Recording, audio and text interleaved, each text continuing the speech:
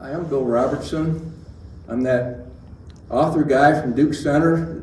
Maybe you know about, maybe not. But I've just published a new book. It's my 68th book. And it's called Ghosts Revisited 8. It's the 8th book in the series. And I've been working on these now for about 3 years. And it's really fun because I get to go around to all the local haunted places and not only explore them, but to write about them. And sort of the process I go through now is, first of all, I ask around as to where there are some of these sites. And then when I find them, then I go there myself, took pictures of them, and then also I do the research about the history of the area, and also, like you say, I'm able to go there myself, which makes it even better. And if I can get someone to give me a statement about what happened to them there, an eyewitness account, that makes it even better. And I love doing this. This is my 8th book, and the challenge right now is to keep each book fresh, because I don't want every book to sound the same. Otherwise, you lose your readership because they say, well, we read that before. So in this particular book, I really beat the bushes to find some good stuff.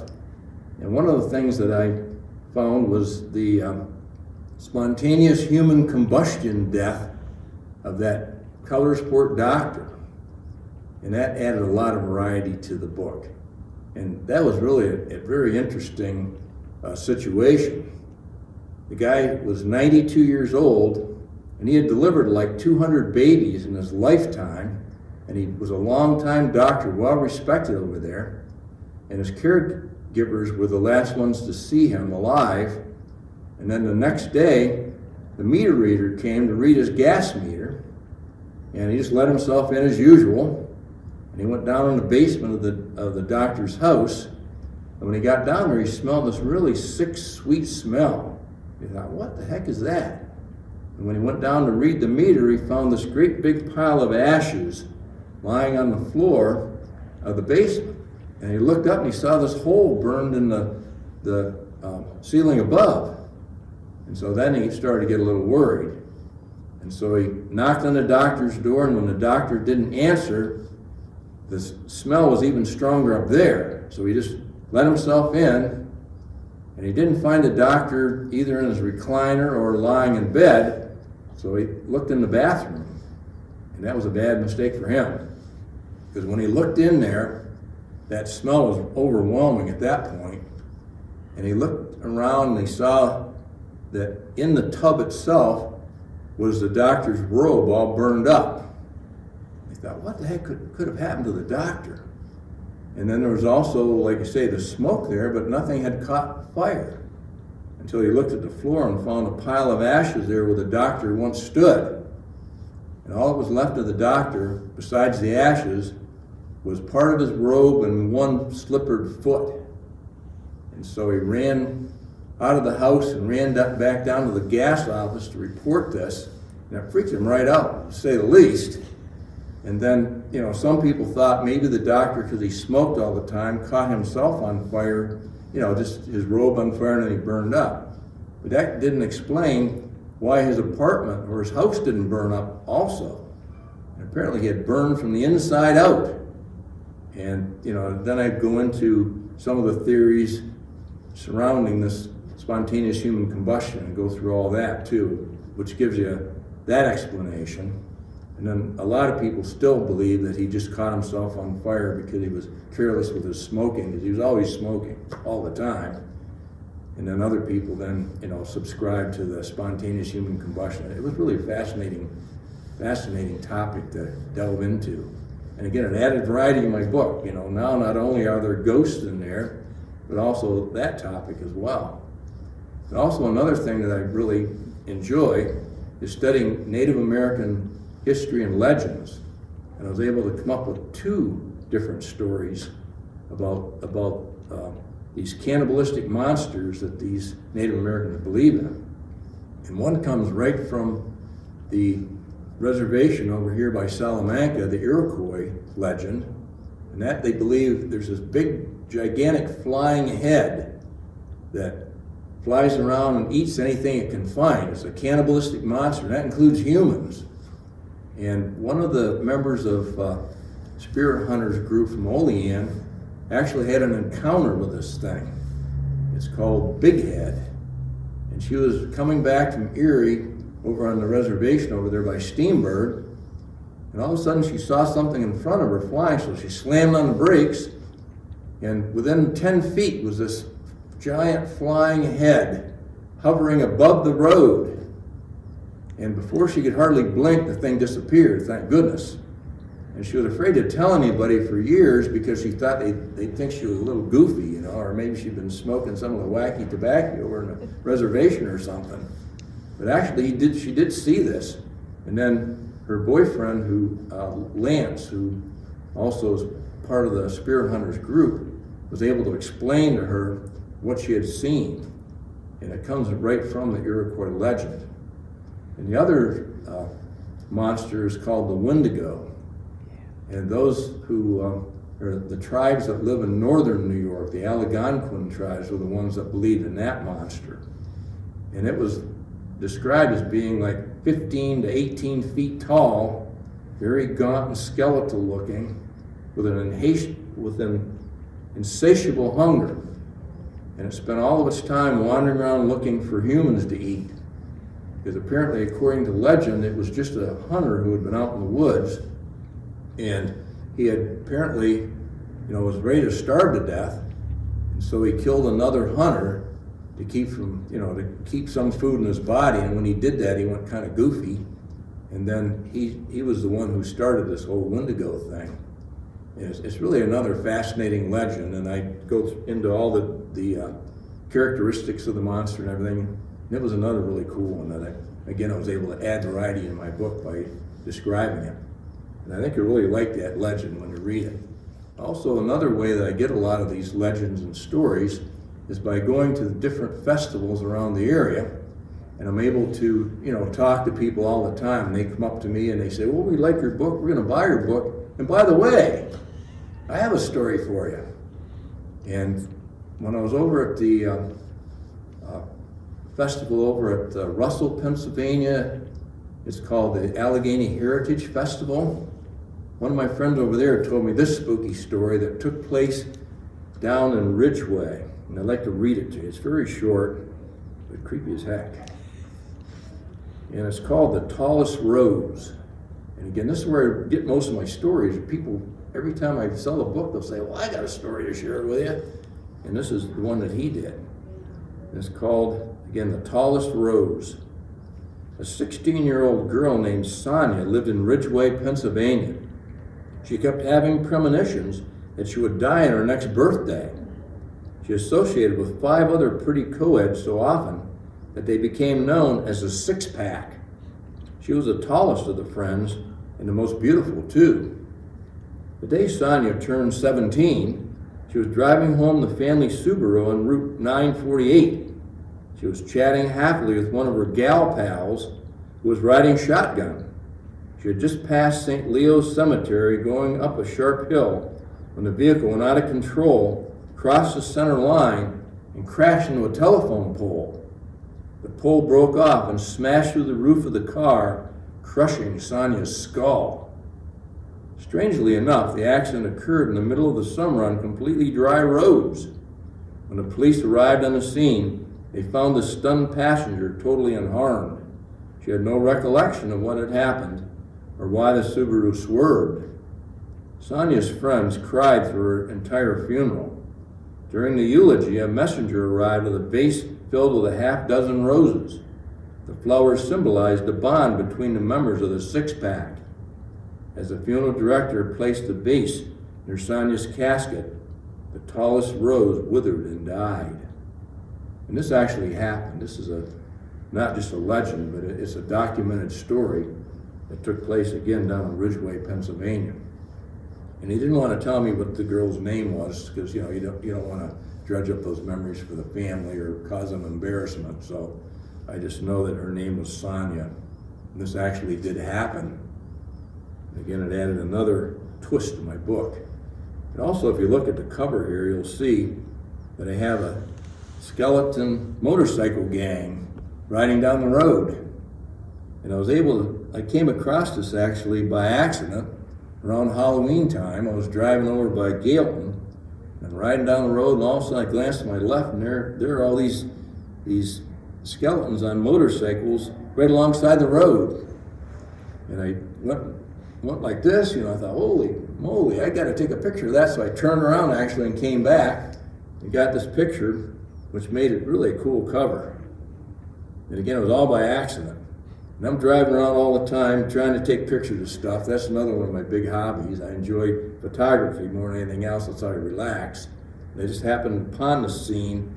And then I went back like a week later to get some more pictures, and the motorcycle gang had vanished. Had they come alive and roared off into the mist? Or did the police make the guy take them down? I'm not sure which, but I like to think they roared off into the mist myself. That was another really cool thing that happened to me. Also, I'm always, traveling in a circle with other people who are into the supernatural. And I happened upon this lady over in Mansfield who happened to do this painting. And I was able to convince her to let me use it on the back cover of my book. And she's really into the supernatural as well. And she was a teacher over at Mansfield University. And that's how I got to meet her originally. And I think it was really a cool painting that she did. And she even actually sent me the painting because she thought maybe I might like it, which I did. So it's hanging on my wall right now. Okay, another thing that I cover a lot of are called residual hauntings. And these are the most famous or most popular hauntings that you'll run into if you are a ghost hunter, if you're just experiencing something of a supernatural nature. I just like to read this story also. This one takes place over by Roulette, Pennsylvania, over here in Potter County. The most common type of hauntings are residual ones. They occur at a certain location when time and again a specter relives a traumatic ordeal. That's why they're called place memories as well. The negative energy from an event is recorded onto an area and repeats itself over and over in an unchanging loop. The ghost seldom interacts with the person watching it. One such haunting occurs on the west branch of Fishing Creek Road near Roulette, Pennsylvania. Across the lane from a white church sits the Durward or Fishing Creek Cemetery. One of its residents does not rest in peace. The ghost is an ex-Union soldier who fought in the American Civil War. His unit is inscribed on his grave marker as Company I, 6th Regiment of New York Cavalry. He died on November 9th, 1889, at 56 years old. The spirit appeared one night to Willis Toucher, who saw someone walking in front of him carrying a pair of boots over his shoulder. The hiker looked familiar in the moonlight, so Willis yelled out to him. Instead of responding, the fellow turned right and entered the Fishing Creek graveyard. With a yelp, Toucher watched him vanish before his eyes. It was then that he realized that his dead neighbor, Amadon Baker, had been out for a little stroll. Toucher's sighting occurred in 1890, a year after Baker had passed. Since then, other locals have witnessed this residual haunting many times. It always occurs on the same lonely stretch of road and ends with the soldier's sudden disappearance. Baker seems to be living out his greatest fear in the afterlife. Boots were hard to come by in the Civil War, so many men would preserve their longevity by marching in their bare feet. That's why Amadon is seen carrying those precious boots on his sojourns. He wouldn't have much luck controlling his war horse without them. Spurs didn't fit very well on a cavalryman's bare feet. But again, I was able to sneak in a little history here too. And it's really a cool story. It only took me 3 trips over there to find the cemetery, but it was worth it because it ended up being a really cool story.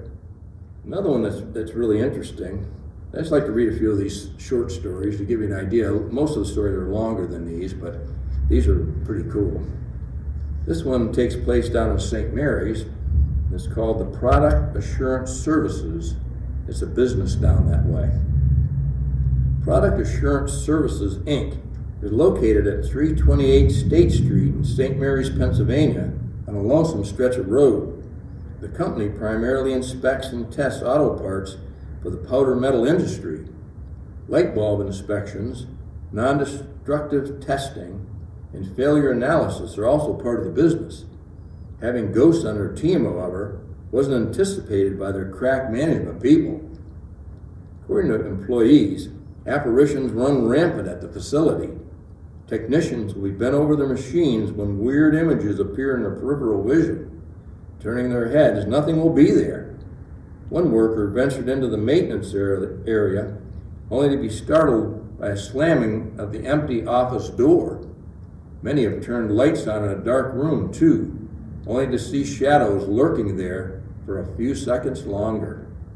So this is a creepy place, and I actually had to put a skeleton there, in with the story to add a little shock value to it. And this is another thing in my book. You'll find that I have certain things that I repeat over and over in the story. Like, I like to have creepy dolls in my books. And this one's so creepy, she even has a creepy doll of her own when she's sitting in her high chair. And this other one that I have at the end is a creepy Halloween display that, again, my friend Shane White Eagle had out in front of his house. And I thought, man, that's so creepy. I got to take a picture of that and put it in my book. So I have a lot of creepy dolls, and as sort of a motif in my book. That's the word I was looking for before. And then also 2 skeletons. Skeletons always are creepy and creep people out. And this one I took when I was painting at a certain location here in Bradford, and they had this tanning bed in there, and they had a skeleton as a prop over next door, so I just moved it over to the tanning bed. Well, he was in there too long, I guess. So this is fun to me. Like you say, it's something that I enjoy doing, and I'm just telling the spooky history of our area, which is, something different. Also, too, I went to Mansfield University when I was going to school way back in the Stone Age, and I found a bunch of different stories over there this time, that one led to the other, to the other, to the other. And that's what's neat. You go to a town and start asking questions, and pretty soon you thought you were exploring one story and you end up with 3. So this was really a lot of fun for me to find some stories I was unaware of when I was going to college over to Mansfield. The first one deals with the Penn Wells Hotel over in Wellsboro, Pennsylvania, which is just a skip and a jump from Mansfield. And this is a classic old traditional type hotel. And the cleaning staff in there has run into a lot of different issues with ghosts in there. And the one lady was cleaning a sink real vigorously, and all of a sudden, out of the peripheral vision, she saw the shower all of a sudden turn on by itself. And the knob just turned, and this water started gushing out. And there was nobody else in the room but her. And so finally, after, the knob quit moving, she just moved over there real gingerly, she turned it off, scrubbed the rest of the sink, got the heck out of there, I'll tell you. And several different cleaning people have gone up the back elevator, and the one lady was about ready to go up, and this dark hand suddenly came and held open the elevator door as if to let on an invisible passenger. And then finally the hand slid away, and then the door closed, and she started up to the 3rd floor, which is the scary place where most of the hauntings occur.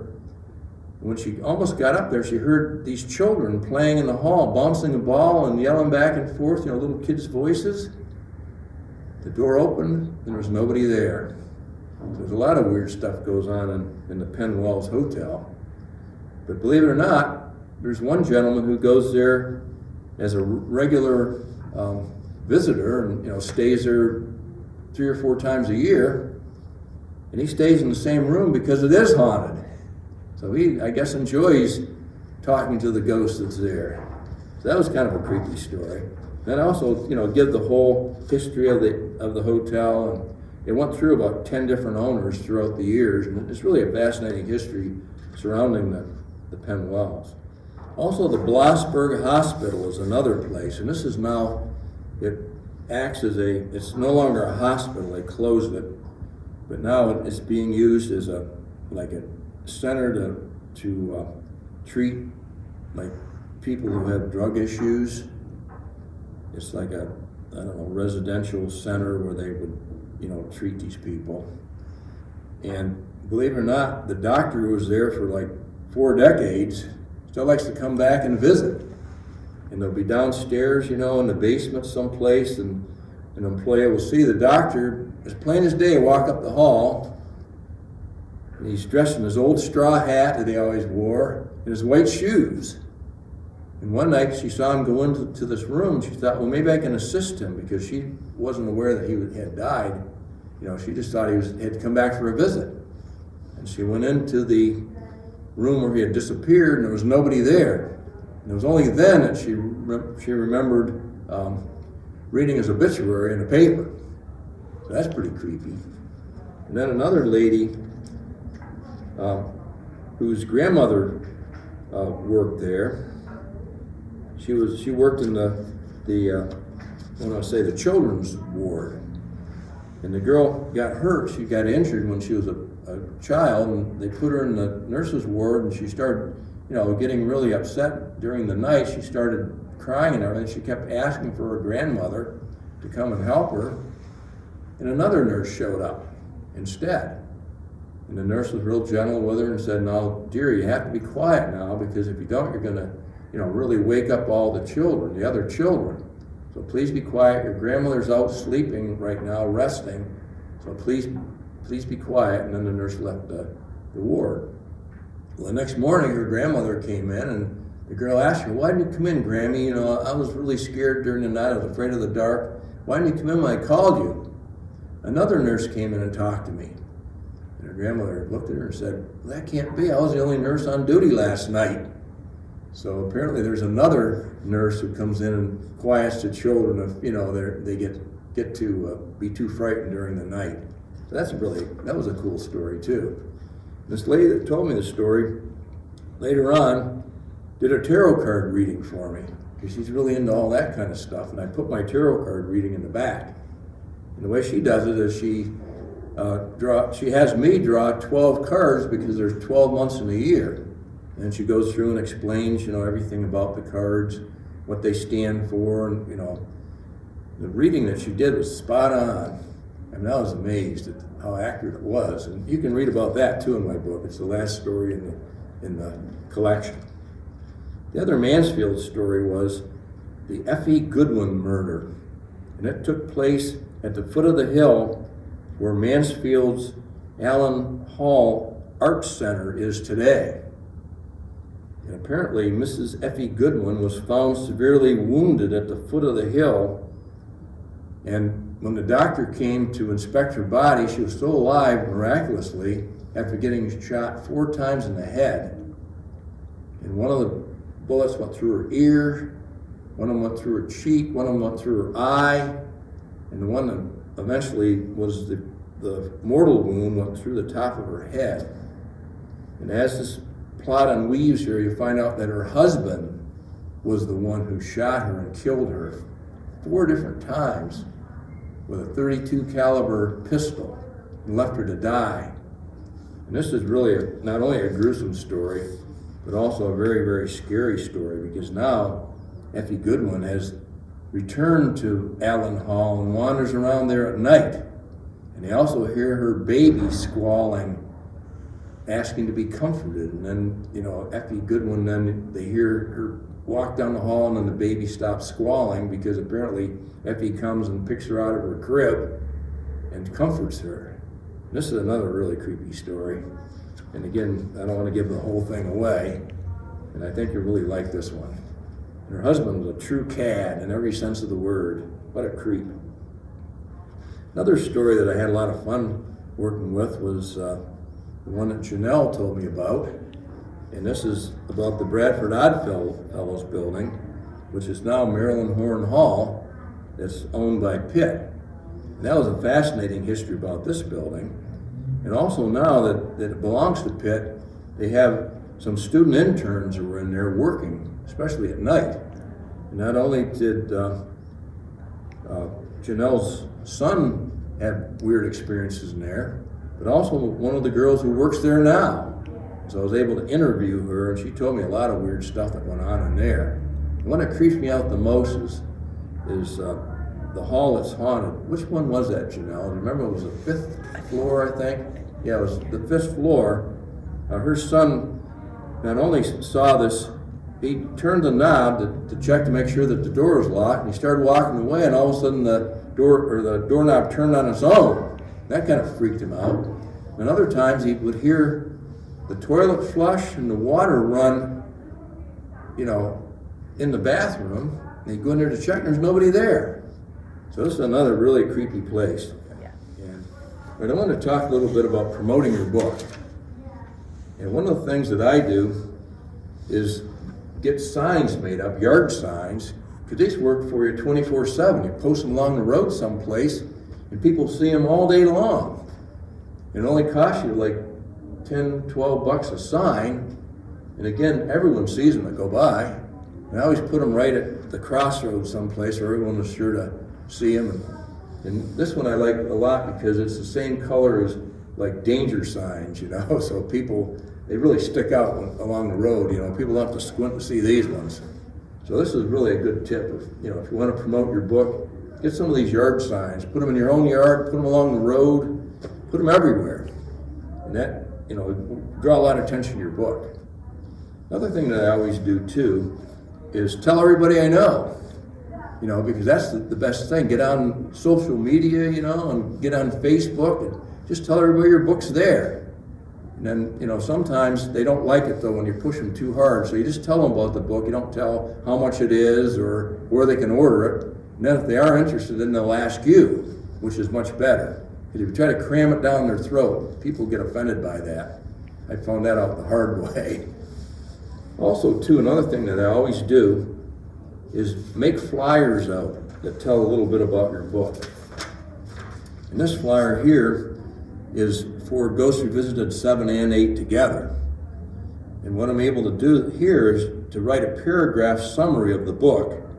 And then at the bottom you can tell where they can order it, where it's available locally and how you can get it online. And I always carry these with me whenever I do a book signing. Because, people, not everyone has money when they come to, visit you or to go to an event. So if you have a flyer to give them, maybe later on they'd order it online or something else. And some people buy everything by credit card. So if they have the URL, then they can go there themselves and get your book if they like it. And that's another thing too. You want to do as many book signings as you possibly can. Because one of the things is that if you actually start talking to the people about your book, you give them the personal touch, they're going to be more likely to buy the book from you than if you just put it in a store somewhere and never tell anybody about it. And I do all the different shows around here, like my favorite one is the Kinzu Bridge Festival. I always do really well there. And there's all kind of Christmas festivals, and seasonal festivals all throughout the whole year. And by getting out there and talking to people about your book, a lot of times you can get them interested. I love doing that anyway. I like talking to people anyway. I use my hands a lot too, as you can see. So, hey, come on over here. I got a book.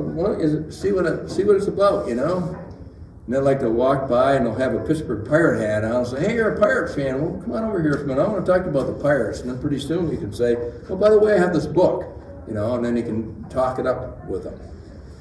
Another thing, too, I do a lot of is I'll make up my own posters, and post these posters all over the place. Like maybe your community building in your village has a poster. Maybe the library has a poster or a bulletin board where you can put your poster. And we have one over to the post office over in Duke Center, and I always post my poster on that. So just look for bulletin boards. They're all over and it's free, you just stick it up there and hope someone sees it. And again, I've been doing this for a long time now, so like I say, this is my 68th book, so some of the stuff I'm telling you, it actually works. You know, I'm not just telling you something I read in a book, but it's things that I actually tried myself. I'm glad you tuned in, and thank you very much for putting up with me for this length of time, and good luck if you're writing a book yourself. Good luck with it. I hope to see you around on the festival trail so I can yak with you some more. All right, thank you very much.